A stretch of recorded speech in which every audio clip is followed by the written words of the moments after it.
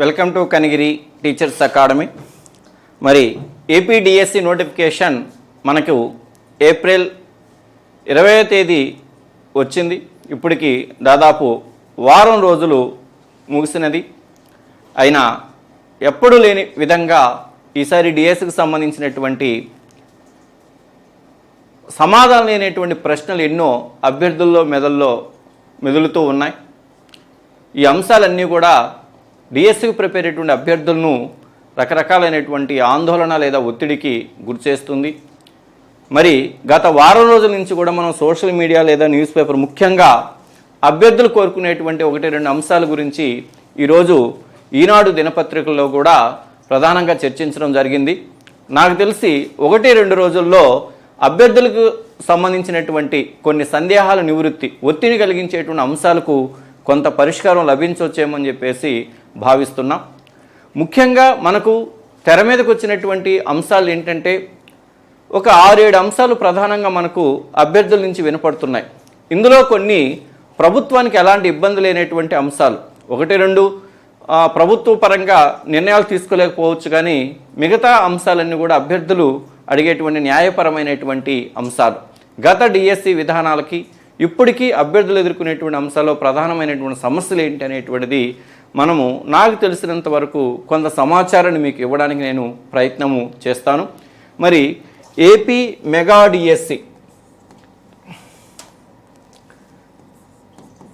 AP mega DSC 2025లో దీనికి సంబంధించినటువంటి అభ్యర్థులను ఒత్తిడికి గురి చేస్తున్న ఎన్నో సమాధానాలు లేని ప్రశ్నలు. మరి అభ్యర్థులు ప్రధానంగా వేడి గురించి మాట్లాడుకున్నారు, ఏమిటి అనేటువంటి ఆ విషయాన్ని మనము చూద్దాం. ఇందులో ప్రభుత్వానికి సాధ్యమైనటువంటి అంశాలు ఏంటి, సాధ్యం కానటువంటి అంశాలు ఏంటి, మరి విద్యార్థులు వాటి నుంచి ఎలా బయటపడాలి, మరి ప్రిపేర్ అయ్యేటువంటి సమయంలో వాటి గురించి ఎంత త్వరగా బయటపడితే అంత బాగుంటుంది. ముఖ్యంగా అభ్యర్థులు కోరుకునేటువంటి ప్రధానమైనటువంటి అంశాలు ఏంటంటే ముఖ్యంగా కొన్ని జిల్లాలకు సంబంధించి ఉద్యోగాల సంఖ్య తక్కువగా ఉన్నాయి. సాధారణంగా అభ్యర్థి 13 జిల్లాలకు సంబంధించి తనకు నచ్చిన ఏ జిల్లాలైనా సరే రాసుకోవడానికి అవకాశం ఉంటుంది. గతంలో ఎలా ఉండేదంటే ఒకే అభ్యర్థి 2 లేదా 3 జిల్లాలకు కూడా దరఖాస్తు చేసుకొని ఎగ్జామ్ సమయంలో తనకు నచ్చిన జిల్లాలో ఎగ్జామ్ రాసుకోవడానికి అవకాశం ఉంది. కానీ ఇప్పుడు విడుదలైనటువంటి నోటిఫికేషన్ కానీ మనం గమనించినట్లయితే అభ్యర్థి ఏదైనా సరే ఒక జిల్లాను మాత్రం ఎంపిక చేసుకోవాల్సిన పరిస్థితి ఉంది, కానీ ఒకే అభ్యర్థి 2-3 జిల్లాలకు ఒకేసారి దరఖాస్తు చేసుకోవడానికి అవకాశం లేదు. అంటే ఒక అభ్యర్థి ఏదైనా ఎక్స్ అనే ఒక జిల్లాకి దరఖాస్తు చేసుకున్నట్లయితే తిరిగి మరొక జిల్లాకి నాన్ లోకల్ కింద దరఖాస్తు చేసుకోవాలనుకున్నట్లయితే అది యాక్సెప్ట్ చేయట్లేదు. అంటే ఆధార్ లింక్ అయి ఉంటుంది కాబట్టి అది తీసుకోవట్లేదు. కాబట్టి దీనివల్ల ప్రభుత్వానికి ఎలాంటి నష్టం లేదు. కానీ అక్కడ అధికారులు మాత్రం ఈ యొక్క డిఎస్సి దరఖాస్తు విధానాన్ని రూపకల్పన చేసినప్పుడు మొదట్లోని అభ్యర్థి ఒక నిర్ణయానికి రావాలి, మొదట్లోని ఏ జిల్లాని ఎంపిక చేసుకుంటే ఆ జిల్లాకు మాత్రం ఎగ్జామ్ రాయాలనేటువంటి విధంగా ఉంది. ఇది కొంచెం అధికారులు ఆలోచన చేసినట్లయితే అభ్యర్థులకి ఒత్తిడి ఉండదు. అంటే అభ్యర్థి ప్రారంభంలోనే 2-3 జిల్లాలకు అప్లై చేసుకుంటాడు, తను ప్రిపేర్ అవుతూ ఉంటాడు, ఎగ్జామ్ సమయంలో తనకు నచ్చిన జిల్లాను రాసుకుంటాడు. అలా కాకుండా ఇప్పుడు అభ్యర్థికి అవకాశం లేదు కాబట్టి ఫర్ ఎగ్జాంపుల్ ఒక అభ్యర్థి ప్రకాశం జిల్లాకి దరఖాస్తు చేసుకున్నాడు, ఇక నాన్ లోకల్ జిల్లాకి చేసుకోవడానికి అవకాశం లేదు. మధ్యలో వాళ్ళ ఫ్రెండ్స్తో డిస్కషన్ జరిగినప్పుడు ప్రకాశం జిల్లాలో ఉద్యోగాల సంఖ్య తక్కువ ఉన్నది కదా, వేరొక జిల్లాకు చేసుకోకూడదు అన్నప్పుడు ఒక తెలియనటువంటి ఒక ఆందోళన, ఒక భయం ఏర్పడుతుంది, నాకు అవకాశం లేదు అని. ఒకవేళ ప్రకాశం జిల్లా కాదు అని కర్నూలు, చిత్తూరు, గుంటూరు మరొక జిల్లాకు అప్లై చేసుకున్నాడు అనుకోండి, ప్రకాశం జిల్లాకు సంబంధించిన ఒక అభ్యర్థి, అప్పుడు తన ఫ్రెండ్స్ ఎవరైనా కలిసినప్పుడు మరి ప్రకాశం జిల్లాలో ఓపెన్ కేటగిరీలో కొన్ని పోస్టులు ఉన్నాయి కదా, నీకు టెట్ స్కోర్ ఎక్కువగా ఉంది కదా, నువ్వు ప్రకాశం జిల్లానే అప్లై చేసుకుని ఉంటే నీకు పోస్ట్ వచ్చేది కదా అన్నప్పుడు అది కూడా నిజం కదా అని చెప్పేసి ఆలోచన చేస్తాడు. అంటే ఒక సంఘర్షణకు లోనవుతాడు. ఈ ప్రిపరేషన్ సమయంలోనే అంటే నాన్ లోకల్ చేసుకున్నా, కేవలం నాన్ లోకల్కి దరఖాస్తు చేసుకున్నా ఒక రకమైన ఒత్తిడి, చేసుకోకపోయినా ఒక రకమైన ఒత్తిడి. అదే ఒక అభ్యర్థి లోకలు నాన్ లోకల్కి దరఖాస్తు చేసుకున్నాడు అనుకోండి, ఈ ఒత్తిడి ఉండదు. ఎగ్జామ్ సమయానికి తనకు నచ్చిన ఏదో ఒక జిల్లాకి వెళ్ళి ఎగ్జామ్ రాయడానికి అవకాశం ఉంటుంది. కానీ అలాంటి పరిస్థితి ఇవ్వలేదు, వెబ్సైట్లో అలాంటి పరిస్థితి లేదు. ఒక అభ్యర్థి ఒక జిల్లాకు మాత్రమే ఎంపిక చేసుకోవాలి. కాబట్టి అది అభ్యర్థులను ఆందోళన పరిచేటువంటి ఒక అంశం. ఒక అభ్యర్థి ఒక జిల్లాకు మాత్రమే దరఖాస్తు. మరి ఒకే అభ్యర్థి 2 లేదా 3 జిల్లాలకు దరఖాస్తు చేసుకునేటువంటి వెసులుబాటును కల్పిస్తే దానివల్ల ప్రభుత్వానికి ఎలాంటి నష్టం ఉండదు, అభ్యర్థులు కూడా ఒత్తిడికి లోనవరు. ప్రజెంట్ పొజిషన్ ఏంటంటే మరి ఇది మారుస్తారేమో చూడాలి. ఇప్పుడున్నటువంటి దాని ప్రకారంగా అయితే ఒక అభ్యర్థి ఒక జిల్లాకు మాత్రమే దరఖాస్తు చేసుకోవాలి, కానీ ఒకే అభ్యర్థి ఒకేసారి 2-3 జిల్లాలకు దరఖాస్తు చేసుకోవడానికి అవకాశము లేదు. ఇది అభ్యర్థులను ఎక్కువ మంది, పోస్టుల సంఖ్య తక్కువగా ఉన్నటువంటి జిల్లాల అభ్యర్థులను ఒత్తిడి కలిగించేటువంటి ప్రధాన అంశం. మరి ఇలా చేసుకోవాలంటే ఒక అభ్యర్థి ఒక జిల్లాకు మించి దరఖాస్తు చేసుకోవాలన్నా ముఖ్యంగా ఓల్డ్ అంటే గతంలో మనకు నవంబర్లో డిఎస్సి నోటిఫికేషన్ పోయినసారి నోటిఫికేషన్ రిలీజ్ అయినప్పుడు అప్పుడు కొంతమంది దరఖాస్తు చేసుకున్నారు ఓల్డ్ స్టూడెంట్స్. తిరిగి వాళ్ళు ఏదైనా సరే దాంట్లో మార్పులు చేసుకోవాలనుకున్నట్లయితే ఎడిట్ ఆప్షన్ ఇవ్వాలి. కానీ ఈ యొక్క డిఎస్సి దరఖాస్తు ప్రాసెస్లో ఒక 3 దశలు ఉంటాయి. మొదటి దశ ఏంటంటే బయోడేటా, పర్సనల్ డీటెయిల్స్ ఎంపిక చేయాలి. దాంట్లో ఎడిట్ ఆప్షన్ ఎన్నిసార్లు నువ్వు వెళ్ళి చేసుకోవచ్చు. రెండవ దశ ఏంటంటే ఎడ్యుకేషనల్ క్వాలిఫికేషన్స్, వాటిలో కూడా ఎన్నిసార్లు మార్పు చేసుకోవచ్చు. మూడోది ఏంటంటే ఫీ పేమెంట్ అనమాట. అంటే ఒకసారి మనం ఫీజు పేమెంట్ చేసి సబ్మిట్ నొక్కిన తర్వాత ఇక థర్డ్ దాంట్లో అక్కడే మనకు సెంటర్ ఇవన్నీ ఎంపిక అవుతాయి. అక్కడ ఎడిట్ ఆప్షన్ అనేటువంటిది లేదు. మరి ఆ ఎడిట్ ఆప్షన్ ఇచ్చినప్పుడు మాత్రమే గతంలో ఏదైనా ఒక జిల్లాకు అప్లై చేసుకునేటువంటి అభ్యర్థి ఇంకో జిల్లాకు అప్లై చేసుకోవడం కానీ, లేదా తన పోస్ట్ ప్రాధాన్యత క్రమం ఏదైనా ఉంటే దాన్ని మార్చుకోవడం కానీ జరుగుతుంది. కాబట్టి వెంటనే అభ్యర్థులకు ఎడిట్ ఆప్షన్ అనేటువంటిది కల్పించాలి. ఇప్పటి వరకు ఎడిట్ ఆప్షన్ లేకపోవడం. థర్డ్ పేజ్ 3 దశలు ఉంటాయి. డిఎస్సిని దరఖాస్తు చేసినప్పుడు అక్కడ మనకి 3 దశలు ఉంటాయి. మొదటి 2 దశలు మనం ఎడిట్ ఆప్షన్ ఉంది, కానీ థర్డ్ పేజ్లో ఎడిట్ ఆప్షన్ లేదు. అది లేకపోవడం వల్ల అభ్యర్థులు ఆందోళన చెందుతున్నారు. నాకు తెలిసి 1-2 రోజుల్లో దాని మీద ప్రభుత్వ అధికారులు, విద్యా సంబంధిత అధికారులు ఒక క్లారిటీ ఇవ్వడానికి అవకాశం అనేటువంటిది ఉంది. అదొక ఒత్తిడిని కలిగించేటువంటి అంశం. మరొకటి ఏంటంటే పోస్ట్ ప్రాధాన్యత వరుస క్రమం. ఇది ఎస్జిటి అభ్యర్థులకు సమస్య లేదు, కానీ ఉండేది ఎస్జిటి అభ్యర్థులకు ఒకే ఒక ఉద్యోగం, సెకండ్ గ్రేడ్ ఉద్యోగం. కానీ ఇది ఎవరికి సమస్య వస్తుందంటే బీఈడి అభ్యర్థులకి ఉంటుంది. ఒక బీఈడి చేసినటువంటి అభ్యర్థి స్కూల్ అసిస్టెంట్, తన సబ్జెక్టు సోషల్ అయితే సోషల్, లేకపోతే మ్యాథ్స్ అయితే మ్యాథ్స్, ఏదైనా సరే ఒక బీఈడి చేసినటువంటి అభ్యర్థి, ఫర్ ఎగ్జాంపుల్ బీఈడి మ్యాథ్స్ చేశాడు అనుకోండి, బీఈడిలో ఒక మ్యాథ్స్ చేశాడు అనుకోండి, ఆ అభ్యర్థి ఎస్ఏ మ్యాథ్స్ జాబ్కి అప్లై చేసుకోవచ్చు. అలాగే టీజీటీ మ్యాథ్స్కి అప్లై చేసుకోవచ్చు.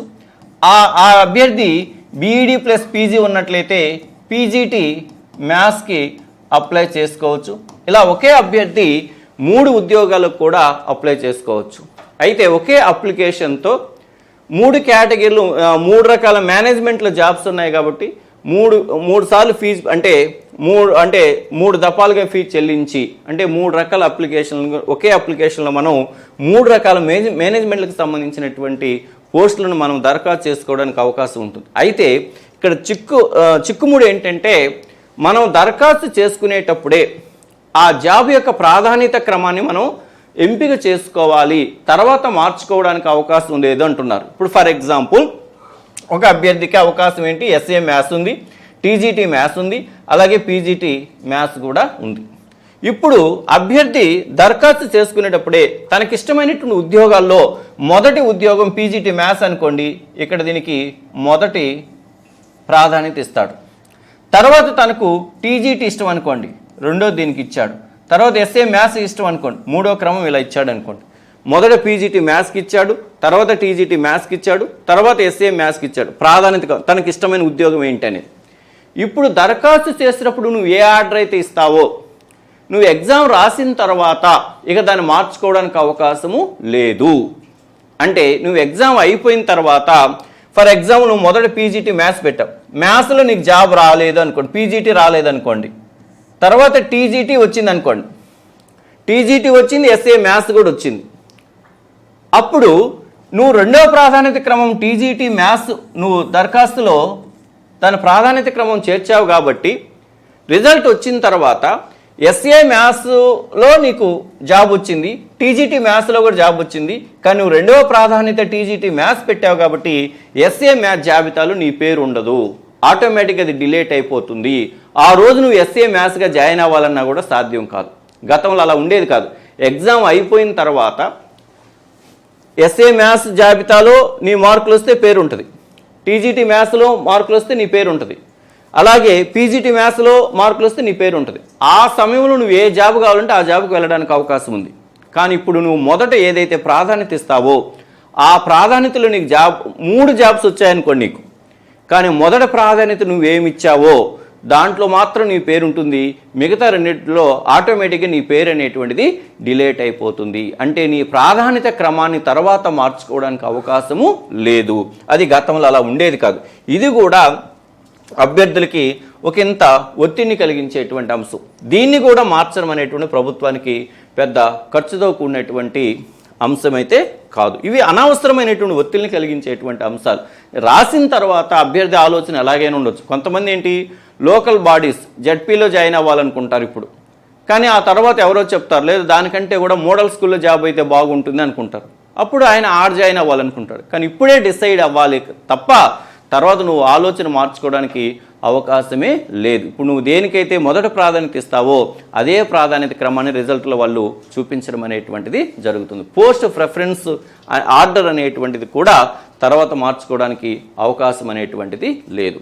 మరొక ముఖ్యమైన అంశం, ఎక్కువ మంది ఈసారి ముఖ్యంగా బీఈడి వాళ్ళు కానీ లేదా డిఈడి వాళ్ళు కానీ మరి ఈ యొక్క పేరుకు మెగా డిఎస్సి 2025 16,000 పైచీలకు ఉద్యోగాలు అయితే నోటిఫై అయింది. కానీ మరి ఎక్కువ మంది ఈ యొక్క అర్హత మార్కులు పెంచడం ద్వారా ఎక్కువ మంది ఈ యొక్క అవకాశాన్ని కోల్పోయారు.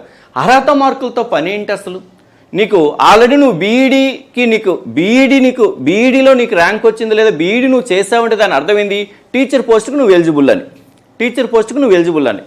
ఇప్పుడు మరలా అర్హత మార్కులు మార్చవలసిన అవసరం లేదు.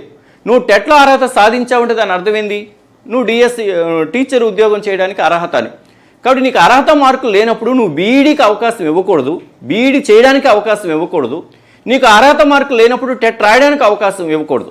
మరి బీఈడీ చేయడానికి అవకాశం కల్పించి టెట్ రాయడానికి అవకాశం కల్పించిన తర్వాత ఈ 2 అర్హతలు సాధించిన తర్వాత తిరిగి మరలా టీచర్ పోస్టుకు నీకు అర్హత లేదు అంటే దాని అర్థం ఏంటి? ఇది చాలామందిని ఒత్తిడిని కలిగించేటువంటి అంశం. ముఖ్యంగా ఈ యొక్క అర్హతకు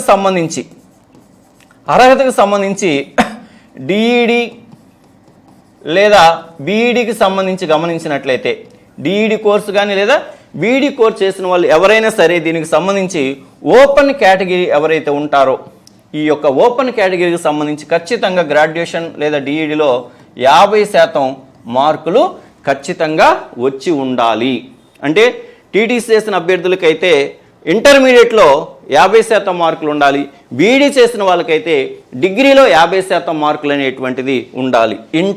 డిఈడీ చేసిన వాళ్ళకి ఇంటర్మీడియట్లో 50% మార్కులు ఉండాలి ఓసీ అభ్యర్థులకి, బీఈడీ చేసినటువంటి అభ్యర్థులకు డిగ్రీలో 50% మార్కులు ఉండాలి ఓపెన్ క్యాండిడేట్స్కి. చాలామంది 1-2% తగ్గి ఈరోజు డిఎస్సికి అప్లై చేసుకోవడానికి అవకాశాన్ని కోల్పోయినటువంటి పరిస్థితి. గతంలో అవకాశం ఉండి కూడా ఇప్పుడు అవకాశం లేని నేను అనుకోవడం ఖచ్చితంగా దీని మీద పునఃపరిశీలన చేస్తారు. కనీసం 5% మార్కులు తగ్గించడానికి అవకాశం ఉంది. ఏం చేస్తారు? ఓపెన్ క్యాండిడేట్కి 50% అని చెప్పేశారు. ఎవరైతే బీసీ, ఎస్సీ, ఎస్టీ అలాగే ఫిజికల్ హ్యాండిక్యాప్స్ వీళ్ళందరికీ 45% మార్కులు ఖచ్చితంగా ఇంటర్లో కానీ లేదా డిగ్రీలో కానీ, అంటే హెచ్జిటి పోస్ట్కి అప్లై చేసే వాళ్ళకి ఇంటర్లో 45% ఉండాలి. బీసీ, ఎస్సీ, ఎస్టీ, పిహెచ్ఎస్సీ వాళ్ళకి డిగ్రీలో వచ్చేసి 45% ఉండాలని చెప్పి ఈ 50% 40% అనేటువంటిది కూడా చాలామంది అభ్యర్థులు ఇప్పుడు దరఖాస్తు చేసుకోవడానికి అవకాశాన్ని కోల్పోవడం అనేటువంటిది జరిగింది. ఇది కూడా ఒకంత అభ్యర్థులను ఆందోళనకు కలిగించేటువంటి అంశాలు. ఇవి ప్రధానంగా దీర్ఘకాలం నుంచి ప్రిపేర్ అవుతూ ఉన్నప్పటికీ కూడా, అన్ని అర్హతలు ఉండి కూడా, ఎంతో నమ్మకంతో ప్రిపేర్ అవుతున్నప్పటికీ కూడా ఇవన్నీ కూడా అభ్యర్థులను ఆందోళన కలిగించేటువంటి అంశాలు. కాబట్టి దయచేసి ఎవరు కూడా ఒత్తిడికి లోను కావద్దండి. వీటికి సంబంధించిన అంశాలన్నిటి కూడా క్రమేణా నాకు తెలిసి ఒక వారం రోజుల్లో వీటన్నిటి కూడా పరిష్కారం అయితే, ఇవన్నీ పరిష్కారం లభించేటువంటి అంశాలు. ఎడిట్ ఆప్షన్ ఇవ్వడం అనేది ఒక పరిష్కారం లభించేటువంటి అంశాలే. ఇంకా మీకు అంటే ఒకే అభ్యర్థి వేరు జిల్లాలు చేసుకోవడానికి అవకాశం లేదు. కాబట్టి ఒక అభ్యర్థులుగా మీరు ఏదైతే వాళ్ళు ఎంక్వైరీ సెల్ ఉందో ఆ ఎంక్వైరీ సెల్కి ఫోన్ చేసి వాళ్ళకి రిక్వెస్ట్ చేసుకోండి. అవసరమైతే మెయిల్స్ చేయండి. ఇట్లా మాకు ఒకే అభ్యర్థి 2-3 జిల్లాలకి అప్లై చేసుకోవడానికి కూడా అవకాశం ఇవ్వాలని. ఇవన్నీ కూడా పరిష్కరించగలిగినటువంటి అంశాలే, కానీ దీనివల్ల ప్రభుత్వానికి అయితే వచ్చేటువంటి ప్రత్యేకమైనటువంటి ఇబ్బందులు అయితే ఏమీ లేవు. మరి వీటితో పాటు ఇవి ప్రధానంగా ఇప్పుడు వాళ్ళు ఇచ్చినటువంటి షెడ్యూల్ ఏదైతే ఉందో ఆ షెడ్యూల్ ప్రకారంగా ఎగ్జామ్ జరుపుకుంటూ వీటన్నిటికి కూడా అవకాశం ఇచ్చినట్లయితే మరి రాష్ట్రంలో ఉండేటువంటి లక్షల మంది అభ్యర్థుల యొక్క ఒత్తిడిని తగ్గించిన వాళ్ళు అవుతారు. ఇవే కాకుండా మరికొన్ని అంశాలు కూడా తెర మీదకు వస్తున్నాయి. అవేంటి అనేటువంటిది ఒక్కసారి మనము చూద్దాం.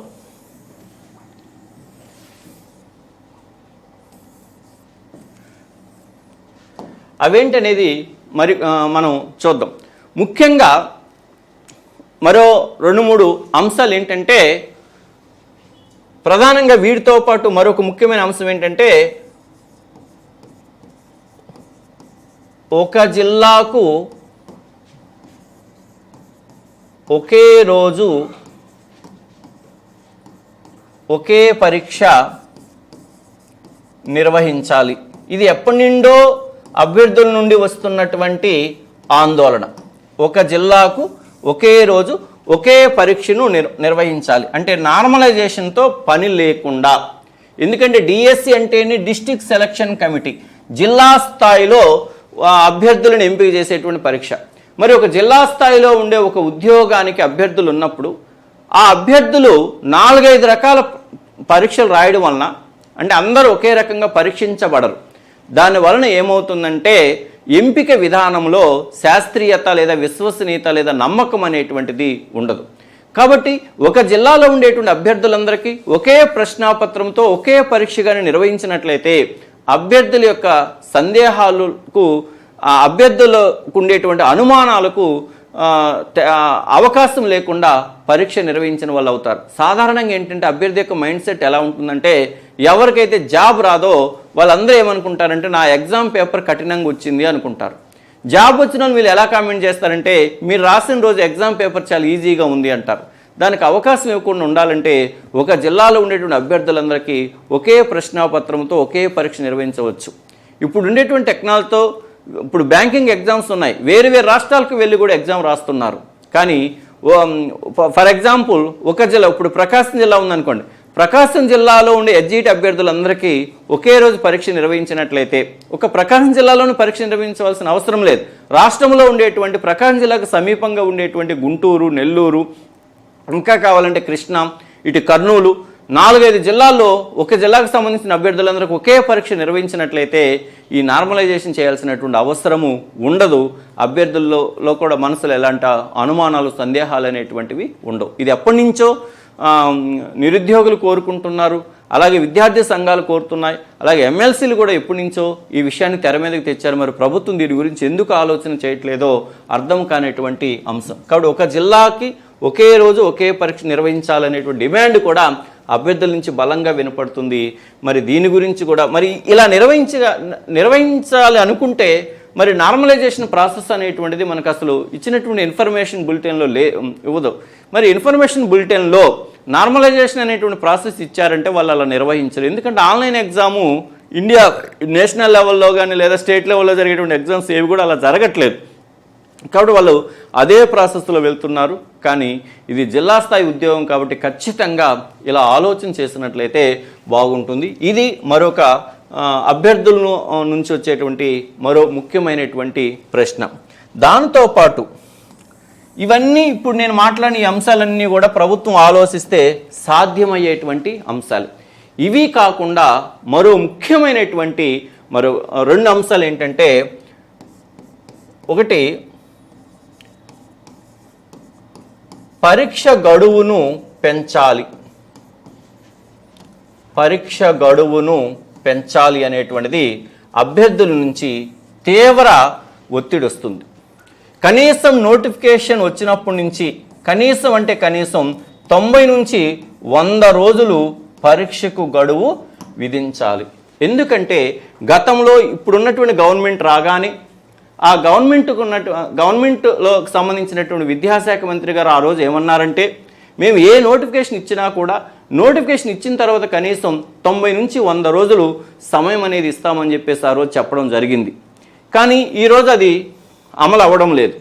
మరి అనుకోవచ్చు, మేము ఎప్పటి నుంచో చెప్తున్నాం కదా, మరి మీరు ప్రిపేర్ అవ్వచ్చు కదా, మేము సిలబస్ పెట్టాం కదా అనొచ్చు. నిజమే, కానీ కొంతమందికి సరిపోతుంది. కానీ బీఈడి లేదా డిఈడి చేశారంటేనే ఈ బీఈడి డిఈడి చేసే వాళ్ళు ఎక్కువ మంది మధ్యతరగతి కుటుంబాలకు సంబంధించినటువంటి వ్యక్తులే చేస్తారు ఎక్కువ మంది.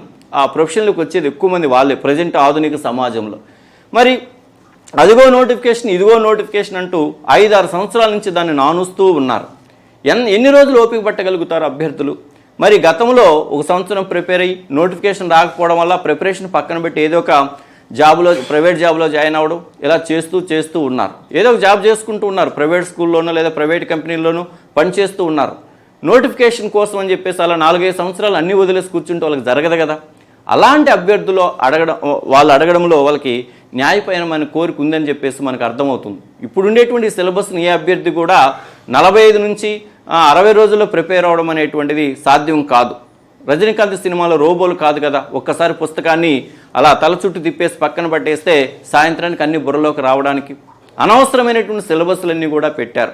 ఇప్పుడు ఎస్జిటి మనం తీసుకున్నట్లయితే మరి ఎస్జిటికి ప్రిపేర్ అయ్యేటువంటి అభ్యర్థికి తెలుగు సాహిత్యం అవసరం లేదు, పాఠ్యపుస్తకాల నుంచి ప్రశ్నలు ఇస్తున్నారు. ఇంగ్లీష్ లిటరేచర్ అవసరం లేదు, ఇంగ్లీష్ పాఠ్యపుస్తకాల నుంచి ప్రశ్నలు ఇస్తున్నారు. ఇవన్నీ అవసరమా?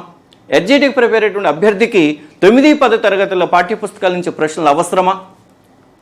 ప్రశ్నాపత్రాలు అనేటువంటిది ప్రామాణికత లేకుండా ఏదో ఆన్లైన్కి క్వశ్చన్స్ కావాలి కాబట్టి మా ఇష్టం వచ్చినట్టు మేము ఇచ్చేస్తామని చెప్పేసి దూరంలో ఉంది. 2018 కానీ చూసినట్లయితే ప్రశ్నాపత్రం ఎక్కడ కూడా వాళ్ళ సిలబస్ని ఫాలో అయినట్లుగా మనకు కనిపించదు.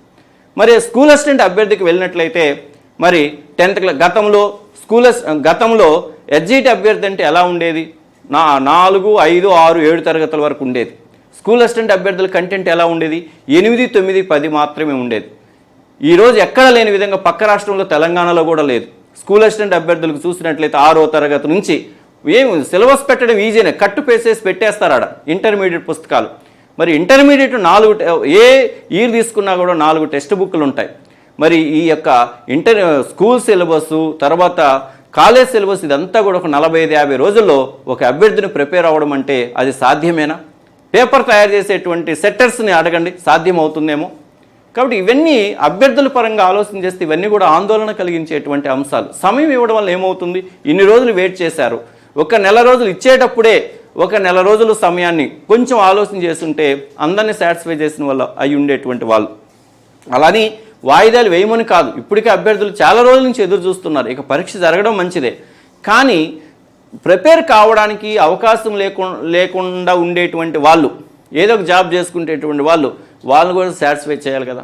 రేపు ఎగ్జామ్ జరిగిన తర్వాత ఎవరైతే జాబ్ను కోల్పోతారో వాళ్ళందరి మనసులో ఉండేటువంటి ఒక వ్యధ ఏంటంటే, నాకు సమయం లేకపోవడం వల్ల నేను ఈ జాబ్ను కోల్పోయేటువంటి ఒక ప్రశ్న వాళ్ళని జీవితాంతం వేధిస్తుంది. అది అవసరమా?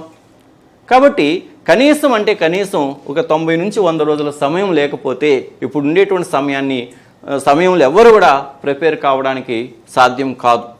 అయితే ఇప్పుడు ఉన్నటువంటి సమయం దీర్ఘకాలికంగా కంటిన్యూగా ఎవరైతే ప్రిపేర్ అవుతున్నారో వాళ్ళకు మాత్రం ఇది వరం అనే మనము చెప్పొచ్చు. రివిజన్ చేసుకుని వాళ్ళు ఎగ్జామ్ రాయొచ్చు. అలా అని చెప్పేసి వాయిదాలు వేయమని కాదు, మనము దీర్ఘకాలికంగా ప్రిపేర్ అయ్యే వాళ్ళని దృష్టిలో పెట్టుకోవాలి. మరి అలా ప్రిపేర్ అవ్వడానికి అందరికి సాధ్యం కాదు కదా. కొంతమంది ఇంటి దగ్గర పనులు చేసుకుంటూ ఏదో ఒక జాబ్ చేసుకుంటూ ఉంటుంటారు జీవనభృతి కోసం. అలాంటి వాళ్ళని కూడా దృష్టిలో పెట్టుకొని అందరికి సమన్యాయం చేసే విధంగా వెళ్ళాలి. కానీ దీనివల్ల నష్టం ఏంటి? ఒక 10 రోజులు పెంచడం వల్ల లేదా ఒక నెల రోజులు పెంచడం వల్ల నష్టం ఏంటి? అలా కొత్తగా ప్రిపేర్ అయ్యేటువంటి అభ్యర్థులకు కూడా ఒక అవకాశము ఇచ్చిన వాళ్ళు అయి ఉండేవాళ్ళు. మరి అలాంటి ప్రతిపాదన ఏది కూడా మనకి కనపడట్లేదు. కానీ అభ్యర్థుల నుంచి మాత్రం తీవ్రమైనటువంటి ఒత్తిడి అనేటువంటిది వస్తుంది. దీని గురించి ప్రభుత్వం నాకు తెలిసి ఆలోచన చేయకపోవచ్చు. గవర్నమెంట్ ఇచ్చినటువంటి డేట్స్ ప్రకారంగా యాజ్ యూజువల్గా ఎగ్జామ్ అనేటువంటిది జరగవచ్చు. మరి దీనితో పాటు తెర మీదకి వచ్చేటువంటి మరొక ముఖ్యమైన అంశం ఏంటంటే కొత్త అభ్యర్థులు. కొత్త అభ్యర్థులు అంటే గతంలో టెట్ రాసి కూడా అర్హత సాధించినటువంటి వారు, టెట్ అసలు రాయినటువంటి వాళ్ళు. వీళ్ళు ఏమంటున్నారంటే కొత్త అభ్యర్థులు ఎవరైతే ఉంటారో వాళ్ళు తిరిగి ఒక టెట్ నోటిఫికేషన్ను ఇచ్చి టెట్ నిర్వహించాలని చెప్పేసి అంటున్నారు. ఇది కానీ ప్రభుత్వం ఆలోచన చేస్తుంటే మనం నోటిఫికేషన్ ఇచ్చేటప్పుడే ఇచ్చేసి ఉండేవాళ్ళు. కాబట్టి దీని జోలికి ప్రభుత్వం వెళ్ళకపోవచ్చు. ఈ 2 అంశాలు అనేటువంటిది మరి దాదాపు ఈ 2 అంశాలు ఉండకపోవచ్చు. కానీ దీనికంటే ముందు మనం మాట్లాడుకున్న అంశాల్లో వీలైనంత వరకు ప్రభుత్వం ఆలోచన చేస్తే ఎడిట్ ఆప్షన్ ఇవ్వచ్చు.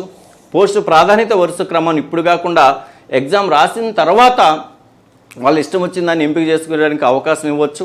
ఒకే అభ్యర్థి తన లోకల్ డిస్టిక్కే కాకుండా నాన్ లోకల్ డిస్టిక్ కూడా అప్లై చేసుకోవడానికి అవకాశం ఇవ్వచ్చు.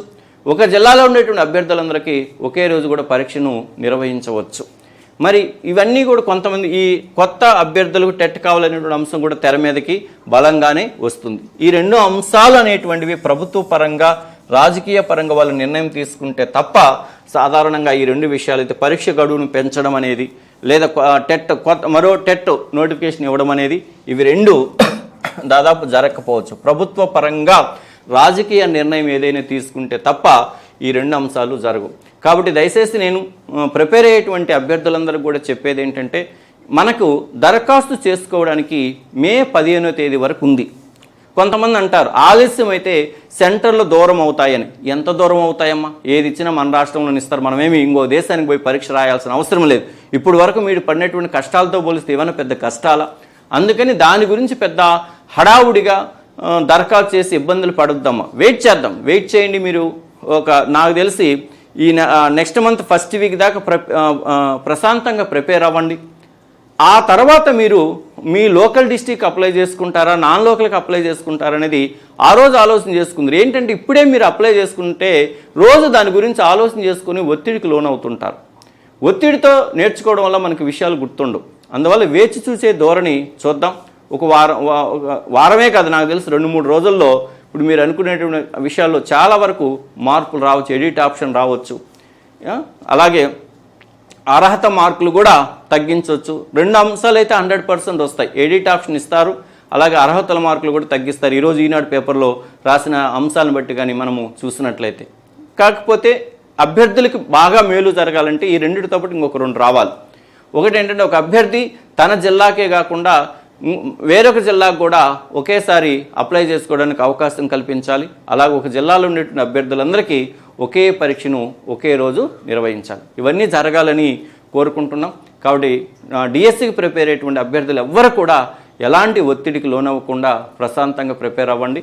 వాళ్ళు ఇచ్చిన షెడ్యూల్ ప్రకారంగా యాజ్ యూజువల్గా ఎగ్జామ్స్ కానీ జరిగిపోయినట్లయితే మీరు ఎంతో కాలం నుంచి అనుభవిస్తున్నటువంటి ఈ ఒత్తిడిని ఇంకెంత నెల లేదా 2 నెలల్లో దాని నుంచి బయటికి వచ్చేసి హ్యాపీ లైఫ్ని మీరు గడపడానికి అవకాశం ఉంటుంది. I wish you all the best. Thank you.